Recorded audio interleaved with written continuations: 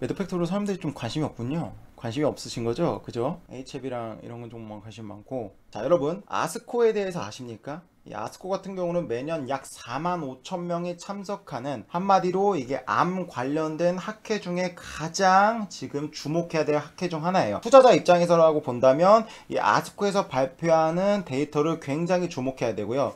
여기서 좋은 데이터가 나온다라고 한다면 우리나라 국내 제약사 같은 경우는 이제 기술 이전이나 그런 이벤트를 충분히 기대해 볼 수 있기 때문에 국내 제약사 입장에서도 이 지금 아스코에서 발표하는 내용이 굉장히 중요하고, 그리고 투자자 입장에서도 이 데이터가 경쟁력이 있는지 없는지 판단하는 것이 굉장히 중요하다고 볼 수 있어요. 그럼 제가 기존에는 안 달았던, 저도 이번에 처음 보게 된 이 매드팩토에 대해서 좀 주목을 했는데요. 오늘 언급할 종목은 바로 세 가지입니다. 바로 첫 번째가 뭐냐면 바로 이 매드팩토고요. 그 다음에 두 번째가 제넥신이고요. 그 다음에 세 번째가 바로 리보세라닉 관련 내용입니다. 바로 HF이죠. 자, 여기 보시면요, 바로 아스코 2021 바로 6월 4일날 공개를 하는데, 초록, 그러니까 초록이라고 말하는 건 간단하게 하이라이트 정도라고 보시면 돼요. 그런 부분을 간단하게 이제 공개를 해서 지금 업계에서도 다양한 레포트가 나왔죠. 그래서 그런 부분을 좀 참고해 봤는데, 여기 보시면 초록 공개도 화제, 긍정적 데이터가 수두룩하다라고 합니다. 과연 이게 긍정적 데이터인지 우리가 이 데이터를 경쟁약과 비교도 해보고 지금 시판되어 있는 약과도 비교해 보면서요, 이 데이터 우리가 주목해야 되는지, 정말 대박 데이터인지 아니면 대박은 아니더라도 한 중박 정도도 되는 건지, 그런 식으로 우리가 합리적인 인사이트를 찾아보도록 하겠습니다. 오케이. 자, 그러면 이번에 매드팩토가 아스코 초록에서 발표한 내용입니다. 여기 보시면요, 바로 매드팩토의 파이프라인 이름이 벡토서팁이라고 하는데요, 지금 키트루다와 병용 투여를 하고 있다라고 합니다. 키트루다에 대해서 간단하게 말씀드리면, 지금 현재 전세계 의약품에서 가장 많이 팔리는 약이 휴미라인데요, 2025년도부터 전세계에서 가장 많이 팔리는 항암제를 꼽는다라고 한다면 바로 키트루다입니다. 그러니까 이 키트루다의 지금 가장 큰 단점이 뭐냐면, 객관적 반응률, ORR이 반응만 하면 효과가 정말 좋은데 이 객관적 반응률이 낮습니다. 그래서 얘네가 객관적 반응률만 높인다라고 한다면 매출액이나 영업이익이 엄청나게 레벨업이 될 수 있겠죠. 그래서 지금 키트루다, 옵디보, 티센트리 이런 다양한 면역 항암제들이요, 최고의 ORR을 올려줄 수 있는 파트너를 찾는 데 현안이 되고 있어요. 그래서 지금 국내 기업 중에서도 이런 글로벌 빅파마 갖고 있는 면역 항암제, 키트루다, 옵디보 이런 면역 항암제들과 병용 투여를 하면서 임상을 진행하고 있는 종목도 우리가 매우 주목해야 됩니다. 왜? 거기서 만약에 데이터만 잘 나온다라고 한다면 글로벌 빅파마들이 다 알아서 마케팅해주고 이런 판매망을 깔아놨기 때문에요, 정말 지 상업성에서 엄청나게 쉽게 돈을 벌 수 있기 때문에요. 오케이. 그래서 지금 이번에 매드팩토가 키트루다 병용 투여를 했는데 그 결과가 어떻게 나왔냐, 바로 15.2% ORR이 나왔다고 합니다. 한번 내용을 좀 자세하게 보면요, 지금 보시면 매드팩토는 현미 부수치 환자 MSS형 전이성 대장암 환자에게 벡토서틱과 키트루다를 병용 투여한 1B상 2A상 임상 데이터를 내놨습니다. 바로 초록인데요, 여기서 보면요, 지금 총 33명의 환자 중 5명이 PR에 도달했고, PR은 부분간이라고 하죠. 암세포가 이 약을 먹고 30% 이상 줄어들면 그거를 PR, 부분간해라고 합니다. 오케이. 그리고 완전 간해는 CR, 그러니까 이 현미경이나 이런 걸로 볼 때 암세포가 보이지 않으면 그걸 CR, 완전 간해라고 하는데요, CR과 PR을 합친 게 객관적 반응률입니다. 그죠? 근데 여기 지금 보시면 CR의 언급이 없죠. 그러니까 CR 완전 간에는 0명이었는데 지금 이 PR이 5명이라서 객관적 반응률이 15.2%가 나왔다고 합니다. 오케이. 그리고 종양이 더 이상 커지지 않는 안정형 병변, 그러니까 이거는 뭐냐면 내가 약을 먹었을 때 더 이상 암세포가 커지지 않고 가만히만 있는 상태를 SD라고 합니다. 그럼 우리가 본능적으로 생각할 수 있겠죠, SD는 어쨌든 약을 먹으면 이 암세포가 줄어들어야 효과가 있는 거 아니에요, SD면 효과가 없는 거 아닙니까? 라고 생각할 수 있겠지만요, 아닙니다. 지금 전이성 대장암, 그러니까 이 지금 암 기수로 따지면 이게 4기 환자인데요, 그 정도 환자가 되면요, 이미 지금 몸이 많이 망가졌고 가만히만 있어도 암세포가 빠르게 커집니다. 그래서 암세포가 커지지 않는 이 SD, 안정형 병변, 스테이블 디지즈 상태만 된다고 하더라도 어쨌든 간에 질병을 통제한다라고 해요. 그래서 지금 SD 환자, 그러니까 CR, 완전 간에, PR, 부분 간에, 그리고 SD까지 합친 거 우리는 DCR, 질병 통제율이라고 합니다. 바로 이런 것들이 대표적으로 약의 효능을 말할 수 있는 거예요. 오케이. 그러면 지금 매드팩토가 지금 객관적 반응률 15.2%가 나왔죠. 그럼 지금 DCR을 한번 계산해 봅시다. 지금 DCR은 몇 프로냐? 바로 36%입니다. 오케이. 우리가 지금 이 두 개의 데이터를 확보했고, 그리고 PR이 5명이 나왔다고 하는데, 우리가 이 총 3개의 데이터를 바탕으로 이 매드팩터가 발표한 데이터가 경쟁력이 있는지 볼 거예요. 조금만 이어서 기사를 보면 여기 뭐라고 말했냐? MSS형 전이성 대장암이 키트루다 단독 투여 시 반응률이 0%밖에 안 됐는데, 그러니까 한마디로 반응을 한 사람이 한 명도 없다는 겁니다. 난치성이죠. 반응을 안 했으니까. 그죠? 아무리 좋은 약이라도 이상하게 전이성 대장암 이 MSS형에서는 먹히지가 않는다라는 거예요. 그런데 지금 보시면 어쨌든 벡터서티 배용투하면서 15.2%로 굉장히 좋아졌습니다. 기사만 보면 우리가 굉장히 환호할 법하죠. 그죠? 근데 우리가 이 기사를 보고 굉장히 좀 어려운 것도 있어요. 뭐냐? 바로 여기 보시면 현미 부수체 안정 MSS형. 도대체 이게 뭔가? 이런 거는 굉장히 중요합니다. 왜냐라고 한다면요, 어떤 약을 개발하는데요, 특정 바이오 마커에만 반응을 한다면 그 약의 상업성이 안 좋을 수도 있어요. 예를 들어서 지금 MSS형 전이성 대장암이라고 했잖아요. 그러면 이 약이 예를 들어서 전체 대장암에서 뭐 1%밖에 안 된다라고 해요. 그러면 상업성이 있을까요? 의미가 없죠. 근데 반대로 MSS형 전이성 대장암이 전체 대장암 부분에 있어서 뭐 90%를 차지한다고 합시다. 그러면 이것은 굉장히 우리가 주목해야겠죠. 상업성 일단은 보장받는 거잖아요. 성공만 한다면. 그죠? 그래서 우리가 알아야 될 건 뭐냐, 이 MSS형 전이성 대장암 도대체 뭔지. 오케이. 그리고 키토르다와 지금 비교했을 때 키토르다 단독은 0%였는데 지금 벡터서티 배용은 15.2%가 나왔잖아요. 그럼 이 데이터가 정말 얼마나 가치가 있는 건지 경쟁력과 비교해보면서 우리가 다각적으로 이 데이터의 경쟁력을 한번 보도록 하겠습니다. 자, 여러분, 바이오마커가 뭐냐라고 한다면요, 여러분들이 만약에 대장암에 걸렸다고 합시다. 그러면요, 그냥 약을 먹는 게 아니에요. 우리가 예를 들어 감기에 걸리면 그냥 일반적으로 편의점에 나가서 감기약 주세요 먹잖아요. 그런 개념이 아니라 우리가 암에 걸린다라고 한다면요, 어떤 유전자가 한마디로 고장이 난 겁니다. 그래서 이 바이오마커라는 게 뭐냐면, 이 암에 걸렸을 때 특정 유전자가 발현이 많이 되면 그 암에 걸린다라고 해요. 그래서 우리가 그 발견된 바이오마커를 타겟으로 해서 임상을 많이 진행하죠. 그래서 그런 것들의 타겟이 맞으면 객관적 반응률이나 효과가 굉장히 좋아집니다. 그래서 이 바이오마커가 굉장히 중요한데요, 우리가 일반적으로 대장암에 걸리면요, 거기서 바이오마커 조사합니다. 그러면 뭐가 나오냐? 바로 여기 보시면 85%가 나오죠. 이게 뭐냐? 바로 MMR. 이게 바로 MSS형입니다. MSS형이고 이것을 다르게 뭐라 똑같이 말하면 뭐냐면 PMMR이라고 해요. 메모에 두셔야 됩니다. 오케이. 그리고 약 15% 정도는 뭐라고 하냐? 여기 보시면 MSIH라고 나오죠. 그죠? MSIH라고 나오죠. 그리고 똑같은 말이 뭐냐면 DMMR입니다. 그러니까 지금 여러분들이 정확하게 메모를 해 두셔야 돼요.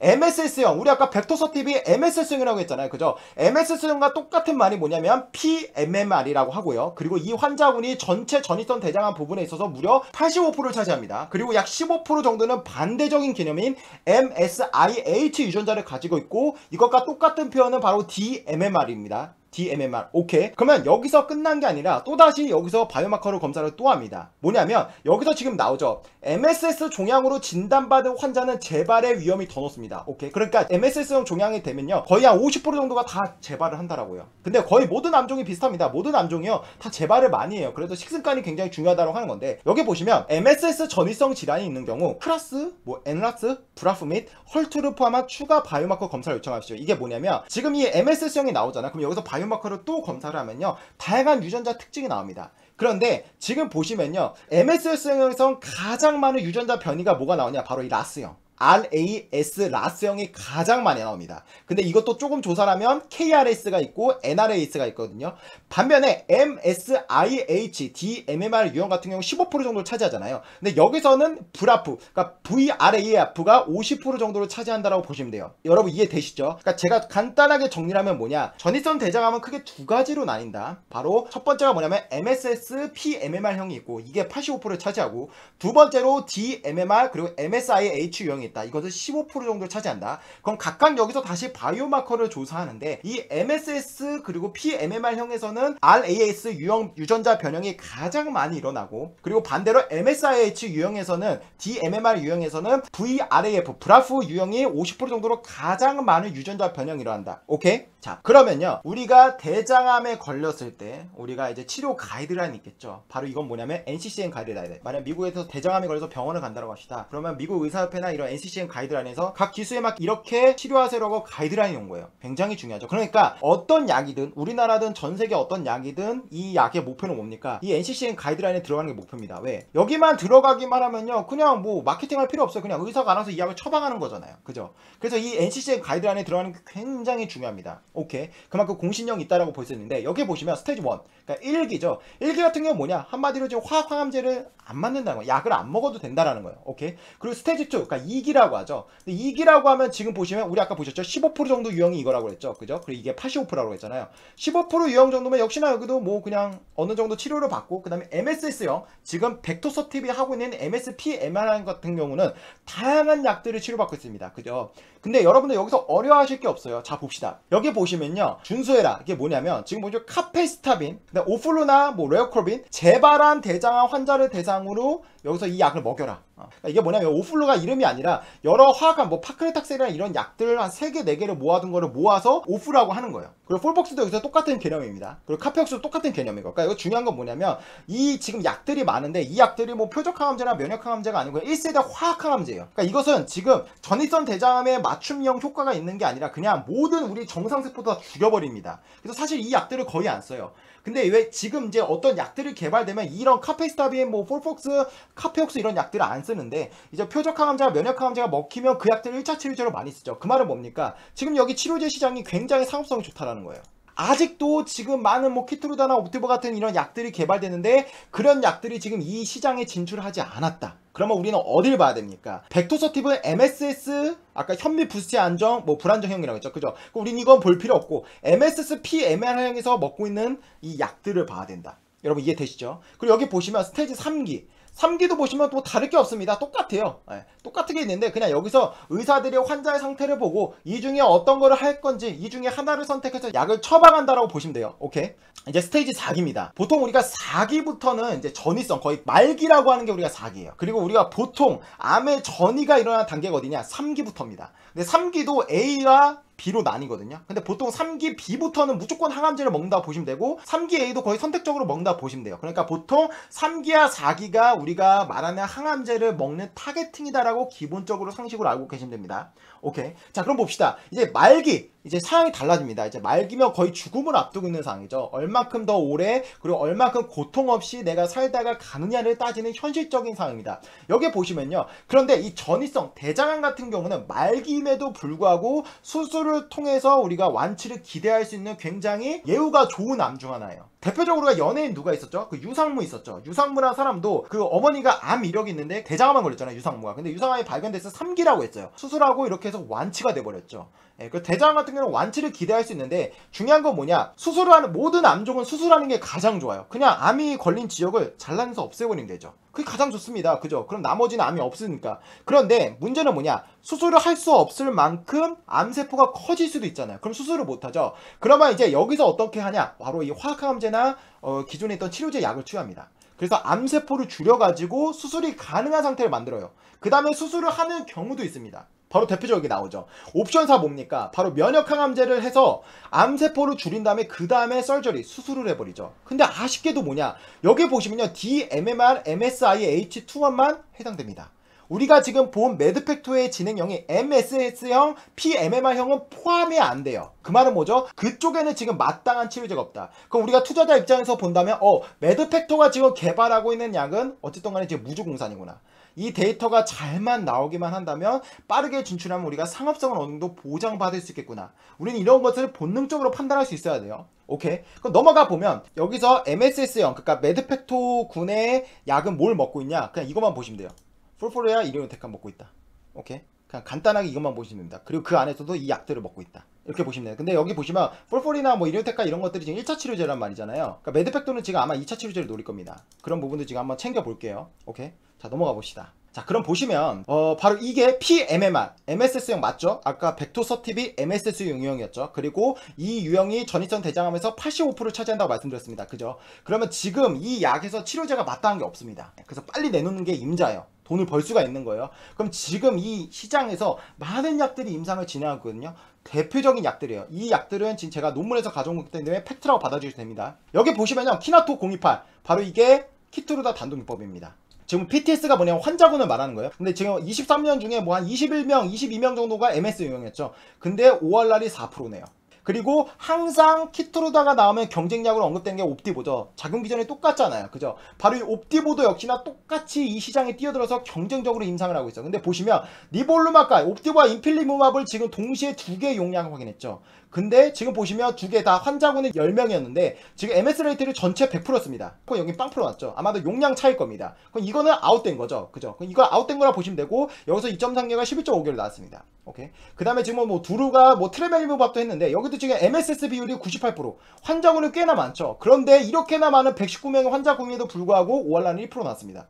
이런 것들은 사실상 상업성으로 볼 때는 의미가 없어요. 5월날 1%라는 거, 그죠? 거의 넥사바꼴이 날 겁니다. DCR도 23%면 형편이 없죠. 이것도 역시나 볼 게 없어요. 그리고 시장에서 가장 기대했던 약이 바로 이거였습니다. 왜? 3상으로 가장 앞섰거든요. 이거 2상이잖아요. 이게 뭐냐면 아테졸리주맙, 코비텍이라는 약과 병유법을 통해서 지금 임상 3상을 했거든요. 그러니까 지금 보시면 얘네 병유법으로 183명 했고 아테졸리주맙 단독, 레고페라닙 단독 이렇게 해서 데이터를 비교했는데 지금 보시면 MSRT 비율이 거의 90%가 넘죠. 근데 무려 5월날이 충격적입니다. 3%, 2%, 2%가 나왔어요.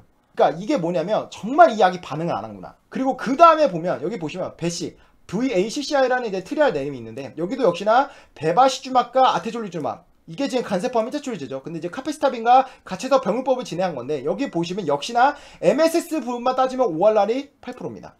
3%고요.